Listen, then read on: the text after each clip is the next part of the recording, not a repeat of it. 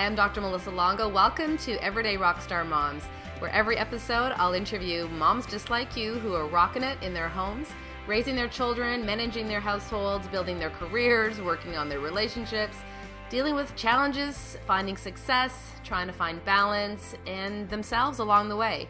Every episode you'll hear from women just like you of all ages and stages of motherhood, sharing their stories, life experiences, and leaving you with practical tips, ideas, and inspiration to help you rock your life. On today's episode, I'm talking with Dr. Laura Gravelle. Laura is the owner of her own private chiropractic practice, focusing on family health.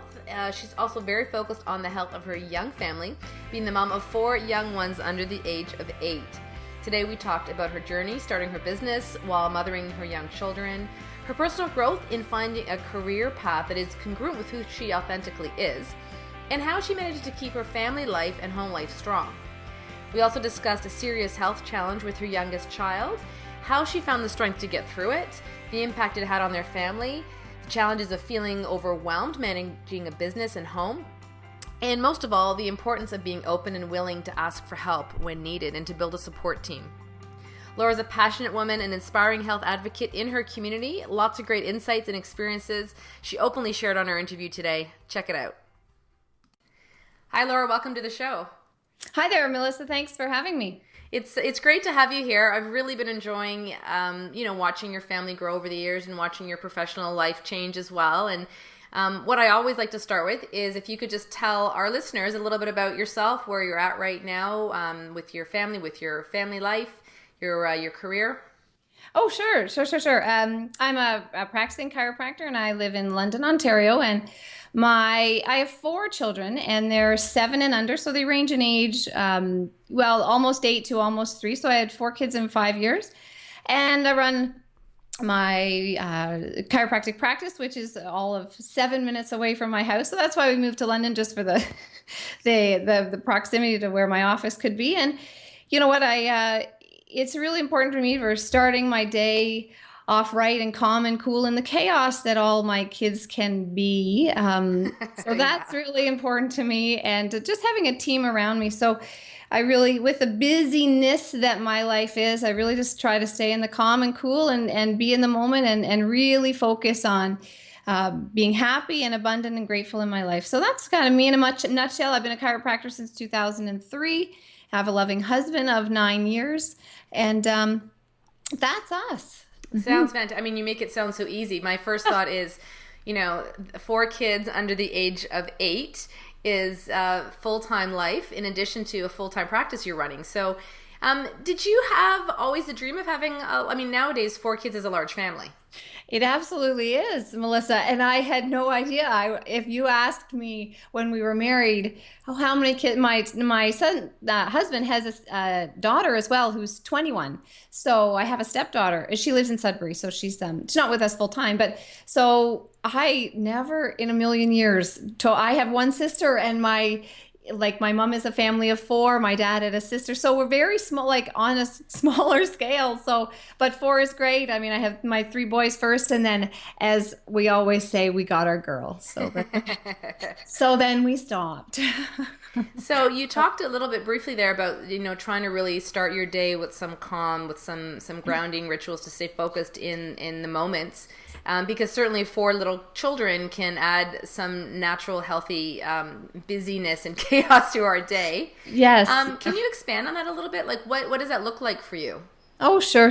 And I'll just add on that, I have a very high frequency home. So that means there's either things in motion, bodies in motion, words in motion. It's a very high frequency home. That's what I like that. You have 3 boys, so they make up a lot of that frequency, I'm sure. That's what I say we have. You know what? Every morning I get up early. Early for me used to be 5:30. Now it's 6:30 because we just changed our children's schooling around.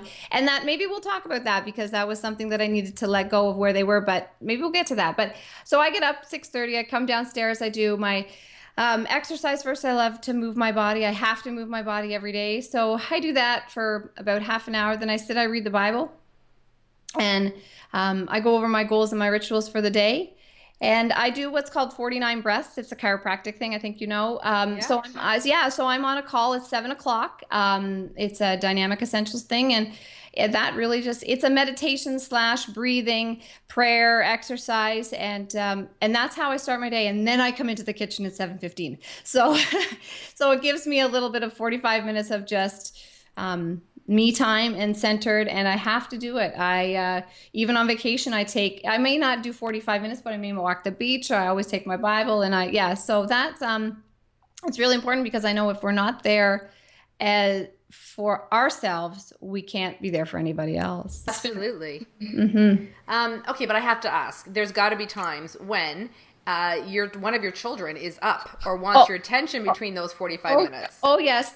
Sometimes I'm doing my workout with another person doing yoga with me, or another. Oh yes, I press the pause button, but I have a room I do it in. Oh, there's many times there's different feet and positions and people knocking, but if it's only one kid, there's often people with me. Oh yes. Okay. So did that look like something a little bit different when, so Lucy, your youngest, is almost 3 now, but when she was an infant, or you had, children that you were probably feeding, throughout the night, like how did you fit in some of that personal time for yourself then? Or is this something that you've been doing recently that you've realized you need in your day? Oh, it's a very recent thing. So I committed to doing exercise every day September 1st of last year. Okay. And so it is just a very recent thing. I may have, dabbled, okay, I'll read my goals, but it might be at noon every day, and then I'll forget. And so it's just been since the school started last year, September 1st, I started my exercise and morning routine, and I haven't missed a day.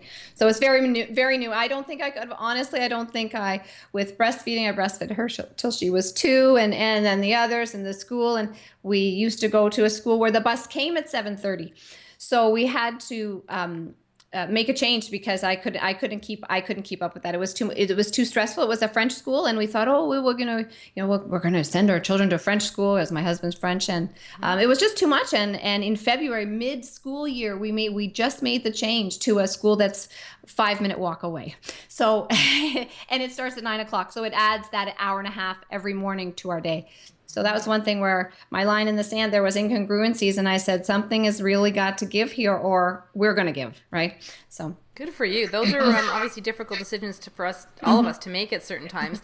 But thank you for sharing that, because so many moms may be in that stage where they've got young infants, or their sleep patterns are much more erratic, and will find it hard to build in those routines. So I think as moms, we have to honor the fact that some of the goals that we have, meditation, starting our day with exercise, are not always possible during some stages of motherhood. Oh, absolutely. And I mean, even if it's the intention, right? I mean, if you put the intention out there, then the time is going to come. If it's a noon, if it's 2 o'clock, if it's 3 o'clock, it doesn't have to be in the morning. I just love it. I just love to do it in the morning. That's all. Yeah. But it's just, I think, setting the intention and seeing how my day is going to go, and committing to it, and accountability to being on the call with these other people at 7 o'clock in the morning. I'm on there. So it's just an accountability thing too. Excellent. Mm-hmm. And what's the biggest change that you notice in you as a woman, and then you as a mother, right? Because who we are as women is always going to influence who we are as moms, by committing to that time for yourself. Oh, I think, it's positive all around, because my kids are with me and they see it, but they see me doing something, right? Like I think I'm a positive role model to my kids, because they see me every morning doing that. And so I think that's been a biggest change, or I think that is the outcome of my committing to doing this. Yeah, because I'm sure, being in a family practice, you must see lots of moms like I do. And sometimes it can be hard for moms to remember to make themselves a priority and to take that time, whether it's, at 6 in the morning or it's at 7 at night. So the self-care allows you to care for your family better. Oh, absolutely. It's that treadmill of life that we're all on. And I mean, as people say, well, this is the only 5 minutes I get to actually relax and breathe is in your office, Dr. Laura. And I say, we have a challenging job to do if this is the only 5 minutes that you get to for yourself. Yeah. Mm-hmm. But we see it all the time at this, I call it that treadmill of life. Going. Yeah. Well, so let's talk a little bit more about your practice. So you've been in practice longer than you've had your children. Yes. So 2003, so we are 14 years, somewhere in that neighborhood. Yeah, I started, you know what? I started very differently than I am now. I started first in the rehabilitation arena, and that was entirely not me, but I did that. Just how you just have to learn, right? You learn that is not where you want to be. So I learned quickly that is not where I want to be. Then I was in an associate position. And again, trial and error, downtown Toronto, 17th floor of an apartment, or like College in Dundas, Bay in Dundas, downtown. Not again, ideal location to start a practice. And then we moved to London, and I associated with a gentleman here in London. Learned a lot from him, but needed to go and grow. And I was with him 3.5 years. So I say I started my practice, though I graduated in 2003. I started in 2008. So I moved back. We had a home, but I moved my practice into my basement. So I literally, one of my taglines is I built my business literally from the ground up. So in a 7x11 room in an unfinished basement was where because I was an associateship and the patients were the practices, and I left and had to start again. So had my first child in 2008, and literally 2 weeks later, I started seeing patients because I said, well, we have to do something. Yeah. And so people started coming and came in my basement, and then we took over. So we only had a small area. Then we refinished the whole basement. So the old place became their waiting room. And then we made a kids area. And then the waiting room was upstairs. And then when the third child was due, I said, I have to relocate this out of my house, just because we had the childcare upstairs and the potty seat would be left on. And even though I run a very clean house, it's inevitable that the children leave their bits. Right? So that's when I had my first office, which I had for 3 years, and now we're in our second location. So we doubled the space, doubled the staff, so it'll be 2 years August that I've been in this beautiful location, 2 blocks away from my old location. So literally from the ground up in unfinished basement to where I am today took, since 2008. So we're 7 years, right? So. Fantastic. So for other moms listening who might want to start their own business or are in their own business, what tips would you have for them? Because you were doing that while you had, your Mason, I'm guessing. Mason, yes.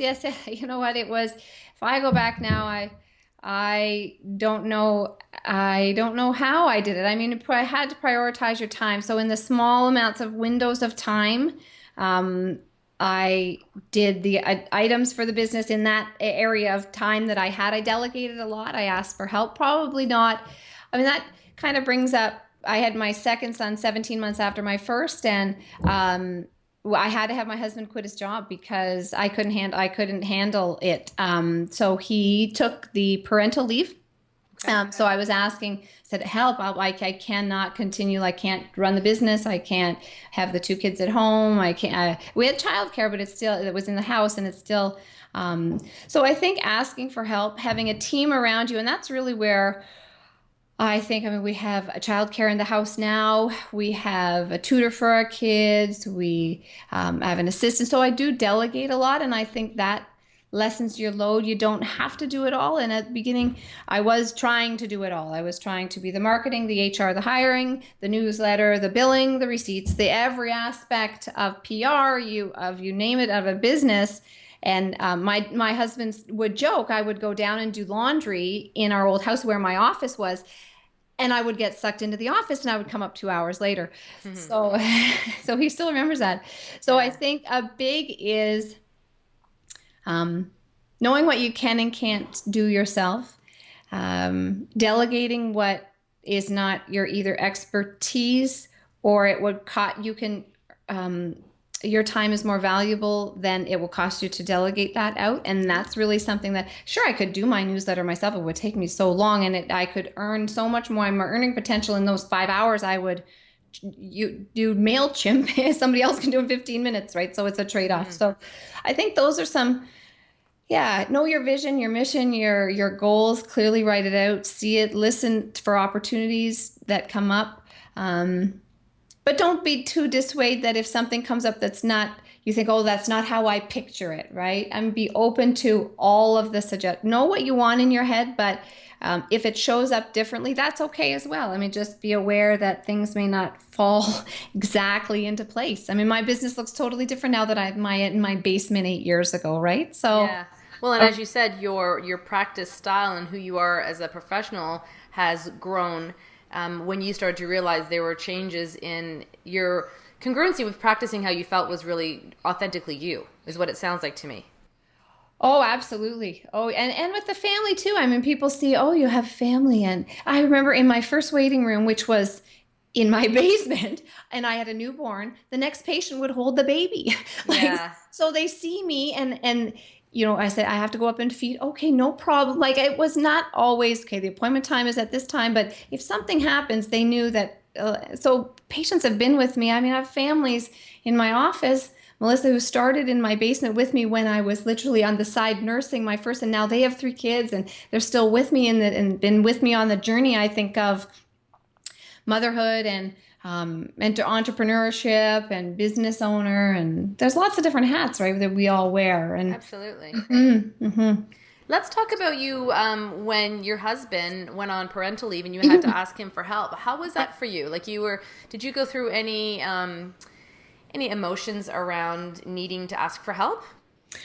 Oh, I think I knew that maybe it was a little bit of postpartum or a little bit of I mean, 2 kids in 17 months is a try, and then business and just starting, and so there was a lot of factors, and I said we can't continue, like, and he's just, yeah, because we, as you know, we get there's no compensation for us, there's no mat leave for us. No, no. So I said, well, what are we going to do? And so he took the full year off and helped he was daddy daycare. He was it, and it was needed. So I knew I couldn't continue. So that's where it was either going to go south or it was going to go not good. Like it was something needed to happen. So we decided that, and looking back, it's the best thing. It was the best thing. I mean, he never returned to that job. Then he found a new job, and so. Would you say that's one of the defining moments you've had that really shifted your perspective with motherhood, or your role within your family, or have there been other key moments that have really shaped the kind of mother that you think you are today? Mm-hmm. That's been a big one. I mean, it's always, you have to ask for help and be willing to know when enough is enough, or else something is going to crumble. And yeah, that's been a defining moment when I look back. I think so the values that I have, truth, honesty, family, relationships, that embodies all of it, right, and demonstrates it. And another defining moment, I mean, just around the time we had our first child, we had a quite significant business loss, not my chiropractic business, but my husband's business loss. He was in business for self. We owned a restaurant, and never own a restaurant. never own a restaurant unless you have $1 million in the bank that you're willing to lose.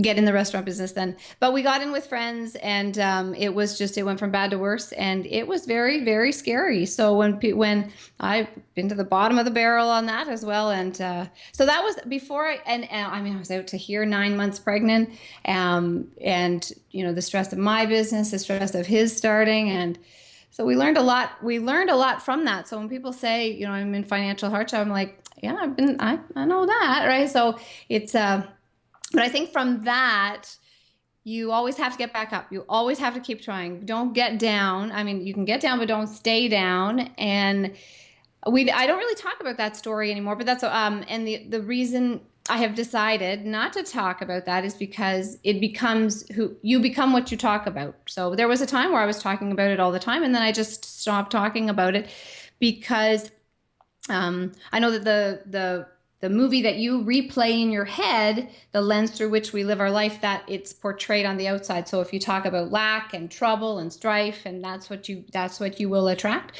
So, but and I think that comes through in everything I do in trying again and you may be down, but get back up and keep trying. And and keep moving forward. And it's never a failure. It's just an opportunity for growth and learning, and what could you have done better, and learning from that and moving on. Where do you get that inspiration for yourself every day? Is there something, do you have a, specific person or, a slogan or a phrase that's something that inspires you? I thought about that. I think you never know how far-reaching something you say, do, or think today is going to go. The BJ Palmer. I love that. So I think that always is, because you just never know. You never know what people in our office are going through, their families are going through, or who you could say one thing, it could trickle down. It could, like, we had a lady in the office. I'll just tell a story real quick because and it's just coming to me now, but this lady in the office, I went to hug her, and as you do, I'm sure you hug, and she says, "You're hugging me wrong." And I said, "What do you mean you're She's like, "You have to hug heart to heart. So left side to left side. And this is how you hug." I'm like, "How did you learn that?" She's like, "Well, somebody in the airport told me I hugged them wrong." I'm like, "Okay. So from now on, I'm going to hug people the right way." And then we had a gentleman who just passed away in the office, 75, of cancer. And he would be in a private room. I have an open concept, but he would be in a private room. Very faith-filled man, and we would often talk about the Lord, and conversation went around that, and I would always hug him, and I hugged him, and he's like, "What's about this heart to heart?" I'm like, "This is how you hug." And then he passed away recently, Easter weekend, and so his wife still comes, and the rest of his family comes, and the wife said, "John was saying something about this heart to heart." And John was the husband. And I said, "Well, this is how you hug." So you never know how far reaching the hug that I had from the one lady went to now really affects the wife who just lost her husband. So it was really neat. I mean, so that's how I try to live my life. You never know. You never know. So just being open to the moments, and open to the possibilities, and open to the fact that everyone is a teacher if you choose to look at them that way. Oh, absolutely. And, you look at for the perfection in one moment, and the next perfect moment will show up. So you just have to really live in the moment and be open to receive what abundance is going to come your way in the day. Mm-hmm. What would you say, or who would be some of the biggest influencers on who you are as a mother today? Mm-hmm. Well, I'd have to say, I have a pretty close relationship with my mom, and my parents were born in 43 and 44, so they're 73 and 72, and they are the epitome of health. They're so active. They are never home. Like, I call and they're never. My mom has had 2 networking groups in one day the other day. She's 73. She has her own health business, and so she's loving and still doing her passion. They're both retired teachers, but loving her passion and still doing it at 73. Sounds like they've inspired you with far more than just mothering. Oh, absolutely. I mean, raising 2 girls, they both work full time. I mean, now that I look back and I see, wow, what they were able to do. And we had a very strict childhood. We only had an hour of TV a day. People are like, "Oh my God, an hour." I tell my kids that. They're like, "What?" And now they know about our device rules and where that comes from. And so I look back and I'm very thankful that we had the upbringing that we did. Mm-hmm. You talked a little bit at the beginning about the importance of your routine in the morning, some exercise, some spiritual time, setting your goals, doing the breathing. Are there any other lifestyle tips you would have for moms, or things that you currently do that help you perform your best every day? I just think breathing is a big thing. So if there's ever a moment where you feel overwhelmed or you just can't handle, just taking a few minutes, either mommy has to walk away right now, if you have a child in danger, don't do that. But if you have to say, mommy needs to have a minute, I need to, and take that minute instead of letting mommy needs a timeout. Mommy needs a timeout right now, and mommy needs to breathe. And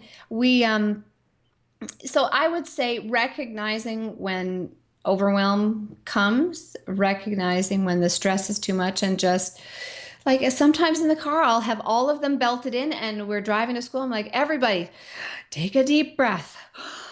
"Okay, let's do that again." And they're all like, "We're just going to school." So that, I just think that, and that lightens the mood then, because you hear these big sighs from an 8-year-old, right? Absolutely. So it's then you just have to laugh sometimes. I mean, my husband and I joke that we high five at the end of the day. Hey, we did another one. So, got through another day. Tag, you're it. Right? What are some of the biggest challenges you would have on I don't even like to use that word challenge, but the things that you've got to deal with on a day-to-day basis that that challenge you, I guess.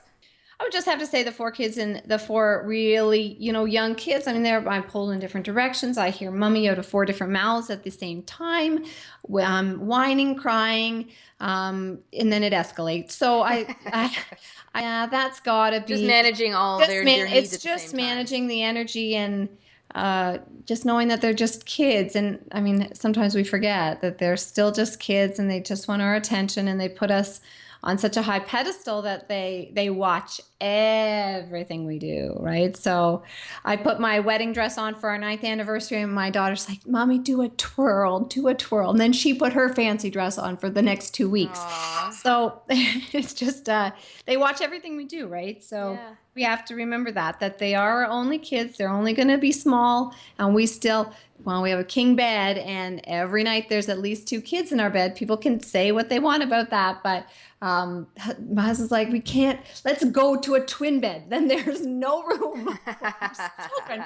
Where are they coming from? Why do I have a child sleeping this way? Anyway, there's co-sleeping works for a lot of families, and it's a great solution for a lot of kids. And I think that all families need to do what's right for them. I mean, my youngest is 10, and there's nights when he still comes crawling into my bed. So I think they look for something that way, with some kind of connection. Yeah, it's usually a middle of the night thing that they walk in. They don't. Some of them start there, but it's just, I'm like, they're only young. Half the time, my middle son Cooper, he does he wants daddy. But in the night, it's mommy. So that's my time with, because he's a spitting image of my husband's red hair and freckles, and that's not me. And so he's David in a smaller version of David, and David daddy, and then. But it's mommy in the night. So you just even briefly there, you said, sure, some people agree with co-sleeping, some people it's not right for them. There's plenty of opportunities being a mother that, people provide us their opinions when we don't even ask for them, and certainly have challenges with the way we're choosing to raise our children. Have you had any experiences particularly that stand out in your mind? I think, let me see. I think when, in our house, we don't have sticky stuff. We just, like, our food choices would be the first one that comes to mind. We have my one son has very bad teeth, and he has had a lot of work done in his mouth, and he's 6. I mean, this is crazy that he's had as much work done in his mouth, but we don't have sticky stuff. So if there's a loot bag from a birthday party, or there's Halloween, like, all the sticky stuff goes out, and now they're come to us and say, I know I can't have this. So the chocolate is fine, popcorn is fine, doesn't matter, but it's the sticky stuff. So, but it's just a treat. Well, do you want the dental bill? Right? Like, it's not just a treat. And so and our device, I mean, we don't have devices like iPads or on school nights. If they walk around with it head down, I take it for a week, right? They have to watch it a certain way. And there's been, our health conscious choices, the things we do and don't put into our children's bodies. And I think we just have to have a line in the sand and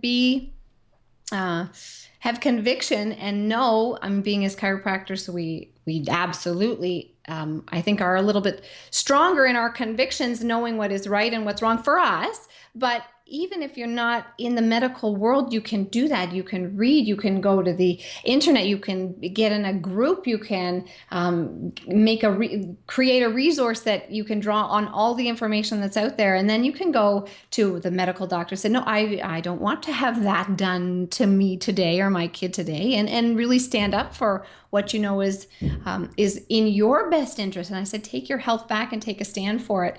So, we have the ability. Like, my husband, he's on board, and he's absolutely 100% on board. But before we had kids, I said, this is how it's going to be. Because I knew he didn't know what I know. So then he came to the conferences and he read the books, and he's like, oh my gosh, I didn't know what I didn't know. Mm-hmm. So now he's completely on board, but he does. But before he was just, oh, well, we'll just do this. I'm like, okay, you have to read this book, or you have to come to this conference, or the more information you can have to, then I think arm yourself and stand up for what you know is right for you. I mean, it might not be right for the next person, but what you know is right for you and your family, and draw that line in the sand and say, no, it's not going to happen. Thank you very much. Excellent. Yeah, I couldn't agree with you more. I think that the more information, obviously, all parents have, the better choices that you can make. And I think there's a healthy respect that we can all share for parents if they're making informed decisions. I don't think any of us want to feel, bullied or coerced or judged for the choices that we make. I think there should just be a lot of respect and understanding for moms that are doing the best, job they can for their families. Mm-hmm. With whatever choice they make, as long as it's informed, that's all I said. As long as you made that decision with informed choice and knowledge, not just because the masses are doing it or you feel bullied into doing it, or so let's just have a conversation about that. And yeah, so it's you have to have some amount of strength, I think, to stand firm in your ground. Absolutely. Now, I'm sure we talked briefly in our pre-chat about your daughter Lucy when she was born. Having some health challenges. Now, how difficult, was that for you as a mom and also as a health professional, knowing, all that you know to respond? Can you talk a little bit about that experience? Sure. It's it was like I was in the middle of I was a chiropractor put in the middle of a medical mayhem storm tubes. Basically, she was born premature. She was born 5 weeks premature. And her story is actually, just before I tell the story, her story is in a book that I co-authored with, I think there's about 50 other chiropractors, called The Art of Being Healthy, and it's by Gilles Lamarche, and it's little vignettes and stories of children healing and mothers healing through chiropractic. So I contributed Lucy's story to the book. And so she was born 5 weeks early. She was born very fast, so a very rapid delivery. She didn't have issues with her lungs, which usually preemies, they tend to have the challenges with the lungs. She needed a little help for an hour, but that wasn't the main issue. As soon as they put formula through her, so again, fourth time mom, I'm not producing the colostrum that the NICU by their textbook says, well, we have to feed this baby. And so they called down under duress. I said, well, you have to feed formula. Nonetheless, formula went through, and it literally, her bowels did not like that. And in fact, negatively affected them inside. And so much so that she had massive amounts of diarrhea, and she lost a third of her body weight in 3 days. So her weight was plummeting, and so they had to stop her off all food because they couldn't keep her weight loss going in the negative direction. So she's all tubed up. They were poking her like they do blood work every 6 to 8 hours in the NICU, and then veins collapse and they have to go to the head, and it's oh my gosh. Yeah, so nothing that you really want to relive, I'm sure, right now. But no. The outcome, obviously was a positive one.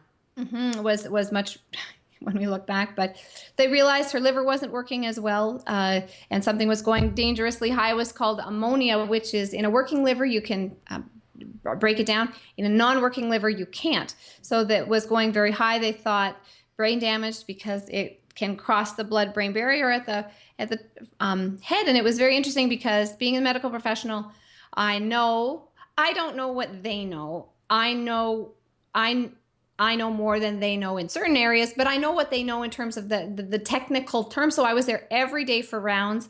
I mean, my business stopped, my life stopped. I wore the same clothes for 3 weeks. I lived at the NICU.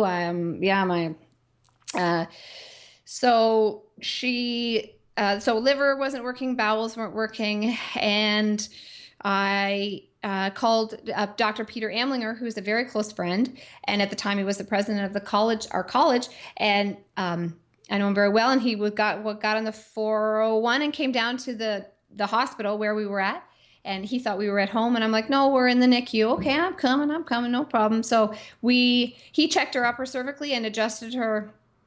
Because I don't know, at the time, I didn't know upper cervical work. I do now, because the speedy delivery was all at the top, where all of those massive power goes down to the rest of the body and controls, and head back. That's how she exited, head back, and it cut off at the top. So he adjusted her. We sat together in the NICU, all the doctors around, nurses around. No, he knew he was a chiropractor. So she received 6 chiropractic adjustments in 2 hours. And she was holding the atlas correction, put her back. So she also had an infection born from the hospital. She had her head shaved. She had a PICC line in her heart, which is right into the aorta. So a needle goes right in for, oh my God. Yeah, this is bad. So he left, and then they did the next round of blood work, and the 2 top neonatologists came round our bedside. So these are big wigs, and they came round our bedside. I'm there in the same clothes I've been wearing for 7 days or however long I was there, and said, I don't know what that chiropractor just did. And I thought, oh my gosh, I just don't want to explain. I don't want to fight. And they said all of Lucy's chemistry is balancing herself out. All of Lucy's problems seem to be going away, was their exact words. And beautiful. And we left that hospital 3 days later. And so Thank you for sharing that, Laura, because I know for you, knowing all that you knew professionally, but still being in that mom moment, like you said, you haven't changed your clothes. You're just there 100% ready to give everything you've got to your daughter. Mm-hmm. And the emotional, I can't imagine what that was like for you. Tube fed, no breastfeeding. It was, it was, I mean, looking back on it, I say I never knew what my daughter looked like until she had the feeding tube out 3 weeks later, because the tape was all over her mouth. Like if up the NG tube, her tape was all over her eye because she was so small. So I never knew what she looked like until 3 weeks when the tube came out. So it was, again, standing firm in principle, knowing that I needed help. Like I could have asked any chiropractor, could have asked you, I could have asked any chiropractor. I knew I'd been adjusting her, but I'm full of emotional stress, right? It was a very stressful time. I don't trust my hands at that level. I wasn't practicing. I was just, so I recognized that I need the best of the best. And we all know that Pete is the best of the best. And he came, but I could have asked anybody. There's a ton of chiropractors here in London that would have beaten on the doorstep, but I needed Pete, and there's no other person that I would have liked to have been there at that time. But again, standing firm. I think I had to lie and tell them he was I think they only let like blood relatives in the NICU. Oh, he's my brother. I don't know what I had to say. I'm like, you were so confident and passionate in what you wanted to see achieve for your daughter that nothing else mattered, really. You did what you needed to do. Did what I needed to do and get in, get out. And yeah, we hear all the time these infections born from the hospital. I'm like, how did they get an infection? Well, the lady said from all the pokes that we'd be. I'm like, oh my God. That's when I lost it. I'm sure that story and that personal experience you have with Lucy, really strengthened what you're able to communicate rather in your practice every day, as far as the belief, how the body can heal itself when given the right environment. Oh, absolutely. Absolutely. I gave a book out to every one of our current practice members, just ordered another 100. So you got to read the book, right? You got to, and understand and absolutely strengthen. I think God made me a chiropractor for exactly that reason, that experience. Do you think, you talked earlier about, changing the movie in your head, right? Because what we visualize, what we tend to think about, we expand.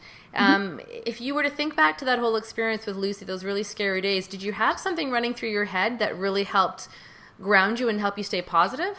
Oh, I honestly can't remember. There was days I didn't talk. There was days I didn't sleep. There was days I probably was not at my best. I was probably short with people. I was probably, and having 3 other boys to still look after. Oh my gosh, they were under 4, right? Like, she came home the day that she was supposed to be born, and my other son hadn't turned 5 yet. So we had 4 under 5. 4 or 5 and under, yeah. So I just got through it. I couldn't even go to the negative. Like I just never even. It got very scary. And so I probably closed down a little bit because I just didn't want to talk. I didn't want to. I just wanted to be by myself. But it sounds like your faith is something that's carried you every day. Oh, absolutely. Yep. Mm-hmm. Let's talk a little bit about, well, first of all, I'm so glad that story turned out so beautifully as it has, and Lucy Bell. Absolutely. 3 older brothers who love her to death. And Yeah, we have fun. Yeah, there. I say she's my little mini me. She is my little mini me, and her and Elliot are they look identical to me, and they're best of friends. And so. Let's talk about your hubby.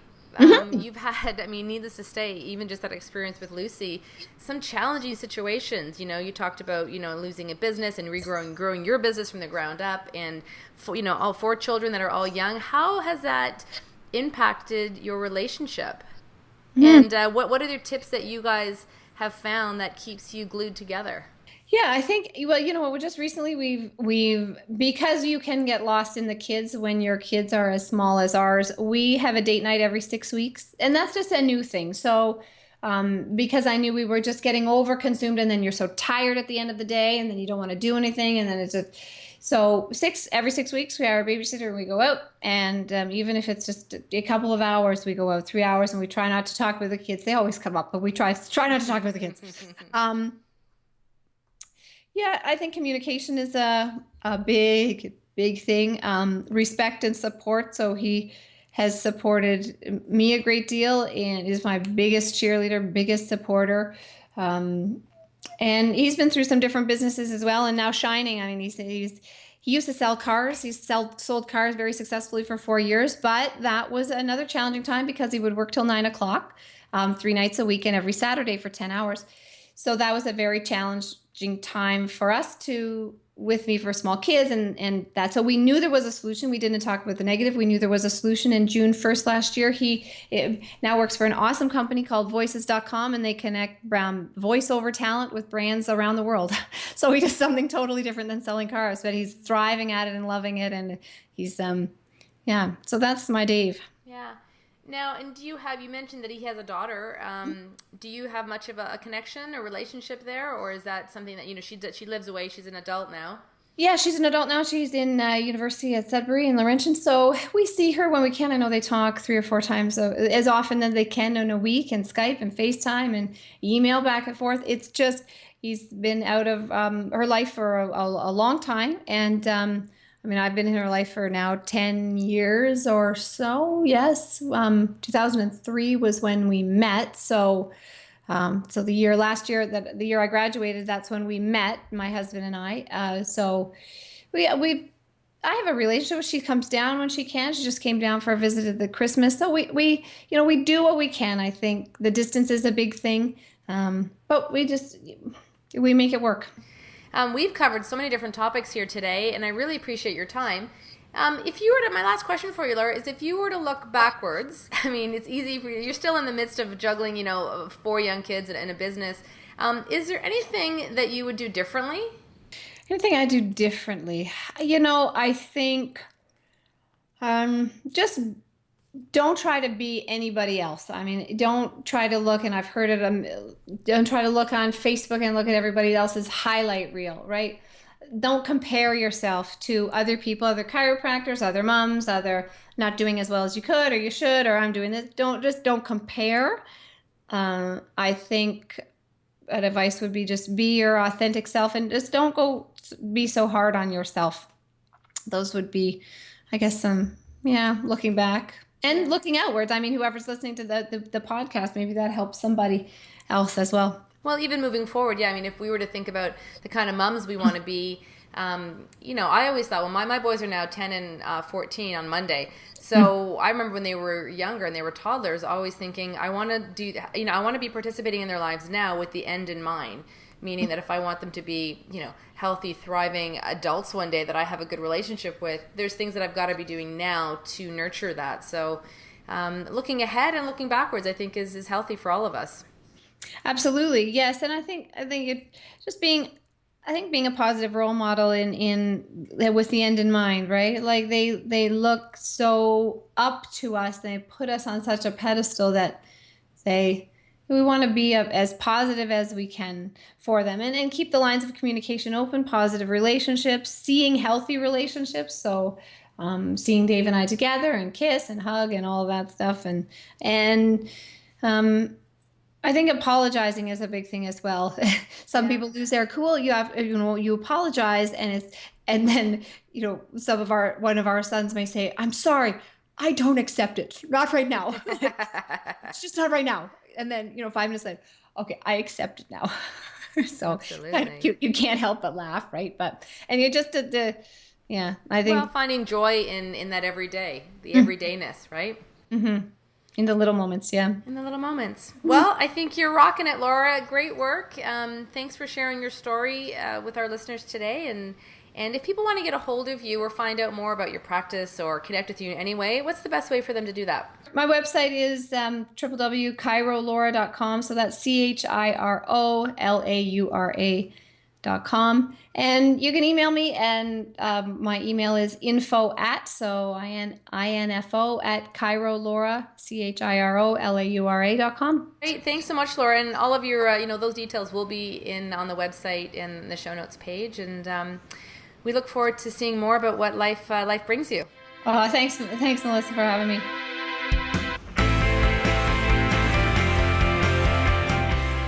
There you have it, a great story today from a mom who rocks. I hope you enjoyed today's show.